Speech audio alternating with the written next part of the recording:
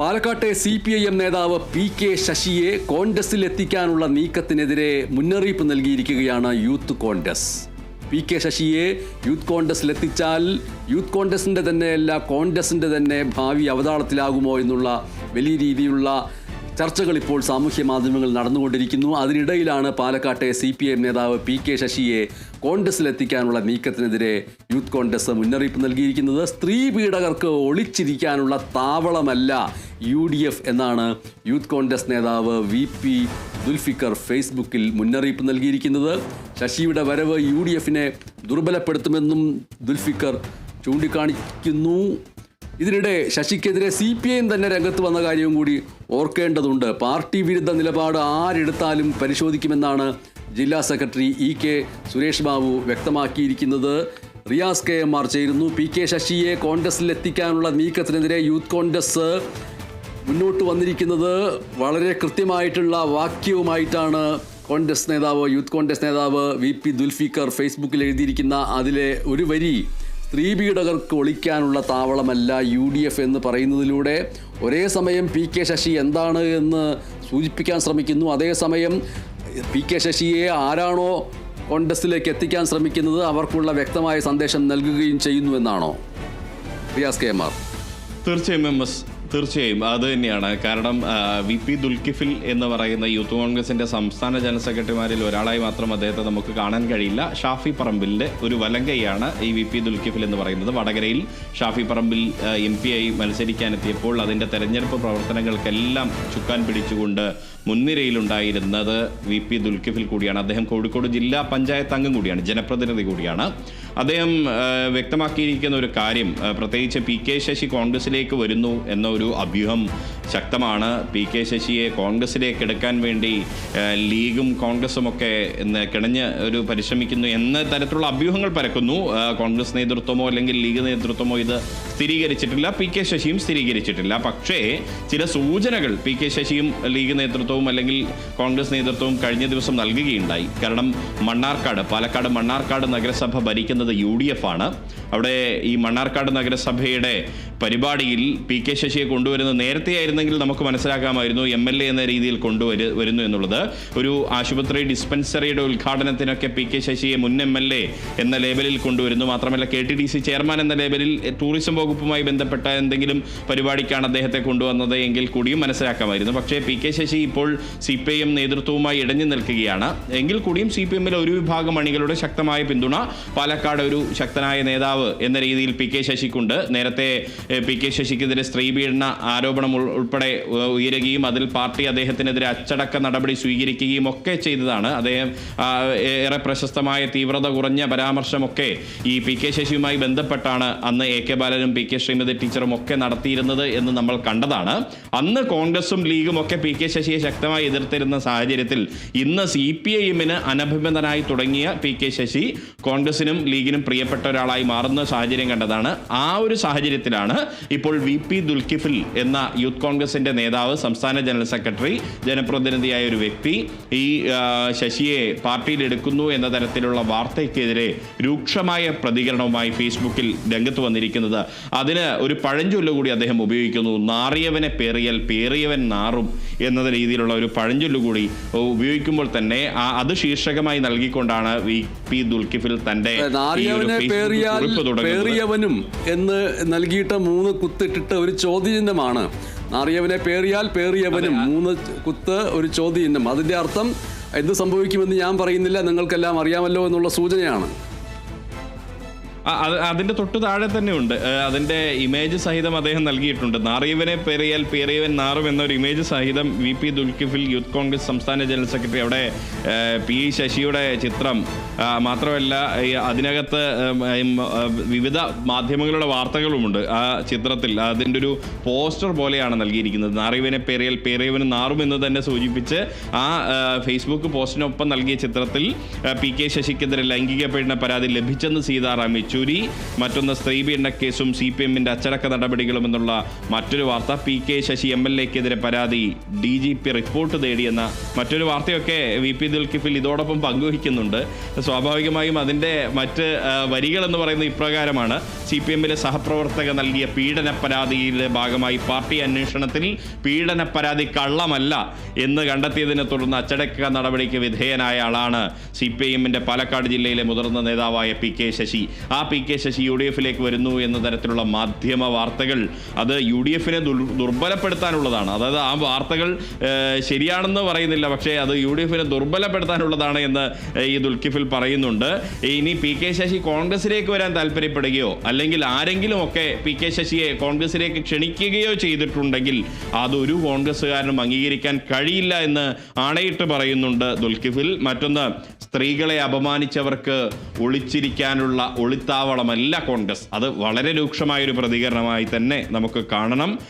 മാത്രമല്ല അതിൻ്റെ അവസാനം പറയുന്നുണ്ട്, PK ശശിയെ പോലെ സ്ത്രീ പീഡന ആരോപണം നേരിടുന്നവർക്ക് പരവതാനി വിരിക്കാൻ കോൺഗ്രസ് നേതൃത്വം തയ്യാറാവരുത് എന്ന് യൂത്ത് കോൺഗ്രസിൻ്റെ നിലവിലെ സംസ്ഥാന കമ്മിറ്റിയിലെ ഏറ്റവും പ്രമുഖനായ നേതാക്കളിൽ ഒരാൾ, യൂത്ത് കോൺഗ്രസ് നേതാക്കളിൽ ഏറ്റവും പ്രമുഖനായ നേതാക്കളിൽ ഒരാളാണ് ഈ VP ദുൽകിഫിൽ. അങ്ങനെയുള്ള ഒരാളുടെ രൂക്ഷമായ വിമർശനം അതൊരു പക്ഷേ ഷാഫി പറമ്പിൽ അടക്കമുള്ള ആ ഒരു ടീമിൻ്റെ എതിർപ്പ് കൂടിയായി തന്നെ നമുക്ക് വേണമെങ്കിൽ വ്യാഖ്യാനിക്കാം. കാരണം ഷാഫി പറമ്പിൽ ഇപ്പോൾ KPCCയുടെ വർക്കിംഗ് പ്രസിഡന്റാണ്. അതുകൊണ്ട് തന്നെ ആ നീക്കത്തിനെതിരെ പരസ്യ പ്രതികരണം നടത്തുക അദ്ദേഹത്തിന് സാധ്യമല്ല. പക്ഷേ അദ്ദേഹത്തിൻ്റെ അടുത്ത ഒരു ഉറ്റ സുഹൃത്തും അടുത്ത അനുയായിയുമൊക്കെയായ VP ദുൽകിഫിൽ പ്രതികരിക്കുന്നതിലൂടെ ഒരുപക്ഷെ അത്തരം ഷാഫി പറമ്പിലുമായി ബന്ധപ്പെട്ട ഒരു കൂട്ടായ്മയുടെ കൂടി എതിർപ്പായി നമുക്ക് വേണമെങ്കിൽ അതിനെ വ്യാഖ്യാനിക്കാം. അങ്ങനെ വ്യാഖ്യാനിക്കുന്നില്ല എങ്കിൽ കൂടിയും വേണമെങ്കിൽ നമുക്ക് പറയാം രാഷ്ട്രീയ നിരീക്ഷകർ നടത്തുന്ന വ്യാഖ്യാനം ഒരുപക്ഷെ അങ്ങനെ ആയിരിക്കാം എന്നുള്ളതാണ്.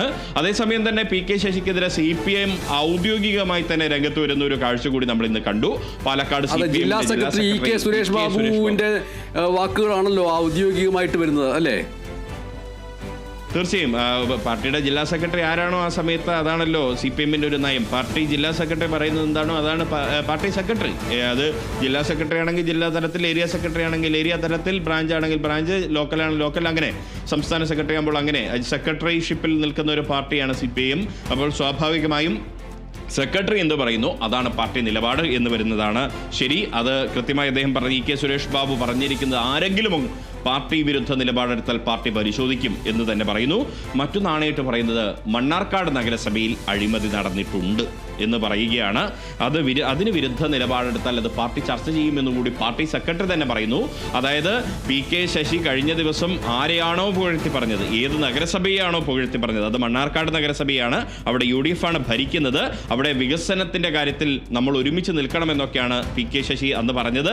മാത്രമല്ല PK ശശിയുടെ ഏറ്റവും പ്രധാനപ്പെട്ടൊരു പ്രസംഗം ഇതായിരുന്നു: കൊച്ചി പഴയ കൊച്ചിയല്ല, പക്ഷെ ബിലാൽ പഴയ ബിലാൽ തന്നെയാണ്. അതിനർത്ഥം പാലക്കാട് പഴയ പാലക്കാടൊന്നുമല്ല. അതായത് പാലക്കാട് ഇപ്പോൾ പാർട്ടിക്ക് വലിയ ശക്തിയൊന്നുമില്ല, പക്ഷേ ബിലാൽ, അതായത് താൻ പഴയ താൻ തന്നെയാണ്. പഴയ കരുത്ത്, തൻ്റെ കരുത്ത് ഇപ്പോഴും ചോർന്നു പോയിട്ടില്ല എന്ന് പ്രതിധ്വനിപ്പിക്കാവുന്ന രീതിയിൽ ഉള്ള ഒരു വാചകമാണ് PK ശശി അവിടെ പ്രസംഗിച്ചത്. മാത്രമല്ല ചിലർക്ക് ചില ബേജാറുകളൊക്കെ ഉണ്ട് ഞാനിവിടെ വരുന്നതിൽ.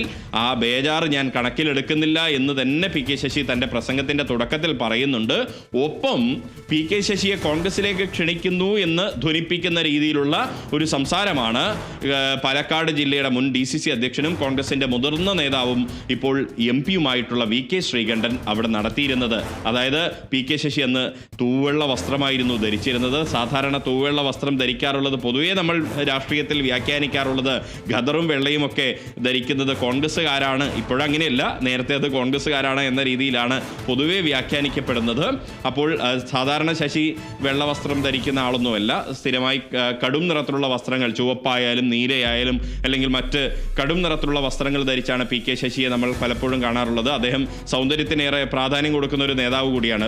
മുടിയൊക്കെ നന്നായി കോതി ഒതുക്കി നല്ല ഒരു സുന്ദരമായ മുഖത്തോടെ ചിരിച്ചുകൊണ്ടിരുന്ന് നിൽക്കുന്ന, എന്നാൽ ഗൗരവമാണെങ്കിൽ പോലും അങ്ങനെ സുന്ദരമായി തന്നെ നിൽക്കുന്ന ഒരു നേതാവായിട്ടാണ് പൊതുവെ ശശിയുടെ ഒരു ബാഹ്യ സൗന്ദര്യത്തെ പലപ്പോഴും രാഷ്ട്രീയ നിരീക്ഷകർ വർണ്ണിക്കാറുള്ളത്. നമ്മൾ വർണ്ണിക്കുന്നതല്ല, രാഷ്ട്രീയ നിരീക്ഷകർ വർണ്ണിക്കാറുള്ളത്. സ്വാഭാവികമായും ആ ശശിയുടെ ആ ഒരു വസ്ത്രധാരണ രീതിയെ ചൂണ്ടിക്കാണിച്ചുകൊണ്ടാണ് വി.കെ. ശ്രീകണ്ഠൻ MP ആ വേദിയിൽ ഇരിക്കുന്ന CPM നേതാവ് എന്ന് പറയുന്ന ഏക CPM നേതാവ് ആ ഒരു സമ്മേളനത്തിൽ ഉണ്ടായിരുന്നത് മണ്ണാർക്കാട് നഗരസഭയുടെ പരിപാടിയായിരുന്നെങ്കിൽ കൂടിയും, അത് ഔദ്യോഗിക പരിപാടിയാണ്, അതിന് രാഷ്ട്രീയമില്ല എങ്കിൽ കൂടിയും അതിലുണ്ടായിരുന്ന ഏക CPM നേതാവ് P.K. ശശിയായിരുന്നു. മറ്റ് നേതാക്കൾ അന്ന് ഉദ്ഘാടനം ചെയ്തത് പ്രതിപക്ഷ ഉപനേതാവ് എന്ന രീതിയിൽ നമുക്ക് വ്യാഖ്യാനിക്കാമെങ്കിലും ഈ ലീഗിന്റെ ദേശീയ ജനറൽ സെക്രട്ടറിയായ P.K. കുഞ്ഞാലിക്കുട്ടിയാണ് അന്ന് അധ്യക്ഷത വഹിച്ചത്. മണ്ണാർക്കാട് MLA എന്ന് പറയാമെങ്കിലും മുസ്ലിം ലീഗിന്റെ സംസ്ഥാന സെക്രട്ടറിയായ N. ഷംസുദ്ദീനാണ് MLA. മറ്റൊന്ന് അവിടെ മുഖ്യപ്രഭാഷണം നടത്തിയത് വി.കെ. ശ്രീകണ്ഠനാണ്. പാലക്കാടിന്റെ MP എങ്കിലും കോൺഗ്രസിന്റെ മുതിർന്ന നേതാവാണ് അദ്ദേഹം. അങ്ങനെ രാഷ്ട്രീയപരമായി പൂർണ്ണമായും UDF-കാർ മാത്രമുള്ള ഒരു വേദിയിൽ അവിടെ മുഖ്യാതിഥിയായി പങ്കെടുക്കുന്നത് മുൻ MLA മാത്രമായിട്ടുള്ള അല്ലെങ്കിൽ KTDC-യുടെ ചെയർമാനായ അല്ലെങ്കിൽ ആരോഗ്യവകുപ്പുമായി ബന്ധമില്ലാത്ത KTDC-യുടെ ചെയർമാനായ P.K. ശശി ആയിരുന്നു എന്നുള്ളത് ഒരു രാഷ്ട്രീയ കൗതുകമാണ്. അവിടെയാണ് വി.കെ. ശ്രീകണ്ഠൻ പ്രസംഗിച്ചത്.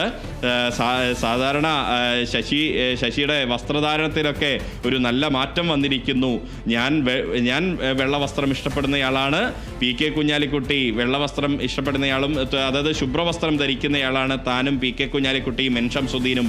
ആ രീതിയിലേക്ക് P.K. ശശി ശുഭ്രവസ്ത്രധാരിയായി ഇവിടെ വന്നിരിക്കുന്നു എന്ന് പറയുമ്പോൾ സ്വാഭാവികമായും അതിനൊരു രാഷ്ട്രീയ ധ്വനിയുണ്ട്. അത് രാഷ്ട്രീയ നിരീക്ഷകർ വ്യാഖ്യാനിക്കുന്നത് P.K. ശശി കോൺഗ്രസുമായി എടുക്കുന്നു എന്നുള്ളത് തന്നെയാണ്. കോൺഗ്രസ് P.K. ശശിയെ താല്പര്യപ്പെടുന്നു എന്നുള്ളത് തന്നെയാണ്. ആ കോൺഗ്രസിന്റെ താല്പര്യത്തിന് വിഘാതമായാണ് ഇപ്പോൾ യൂത്ത് കോൺഗ്രസ് എന്ന കോൺഗ്രസിന്റെ യുവജന സംഘടനയിൽ നിന്നും ശക്തമായ പ്രതിഷേധം അതിനെതിരെ ഉയരുന്നത്. P.K. ശശിയുടെ ചരിത്രം എന്തായിരുന്നു എന്ന് കോൺഗ്രസ് നേതൃത്വത്തെ ഓർമ്മിപ്പിക്കുകയാണ് യൂത്ത് കോൺഗ്രസ് നേതാവായ VP ദുൽകിഫിൽ. ഒപ്പം തന്നെ P.K. ശശിയുടെ ഈ ചാഞ്ചാട്ടത്തെ എതിർക്കുകയാണ്, ശക്തമായി തടയിടാനും എതിർക്കുകയാണ് CPIM. P.K. ശശിക്കെതിരെയുള്ള നടപടി ഉണ്ടാകുമെന്നുള്ള സൂചന കൂടിയാണ് E.K. സുരേഷ് ബാബുവിന്റെ വാക്കുകളിൽ എന്ന് വേണമെങ്കിൽ നമുക്ക് പറയാവുന്ന രീതിയിലേക്കാണ് കാര്യങ്ങൾ എത്തിയിരിക്കുന്നത്. രക്തസാക്ഷി പരിവേഷത്തോടുകൂടി അച്ചടക്ക നടപടി എടുക്കപ്പെട്ടയാളായി P.K. ശശി ഇനി കോൺഗ്രസിൽ എത്തുമോ എന്നുള്ളതാണ് നമുക്ക് കാത്തിരുന്ന് കാണേണ്ടതുള്ളത്. അതല്ല P.K. ശശി സ്വയം പോകുന്ന രീതിയിലേക്ക് ഇനി അവഗണിച്ചു വിടാനാണോ CPM-ന്റെ നിലപാട് എന്നുള്ളതും കാത്തിരുന്ന് കാണേണ്ട കാര്യം തന്നെയാണ്.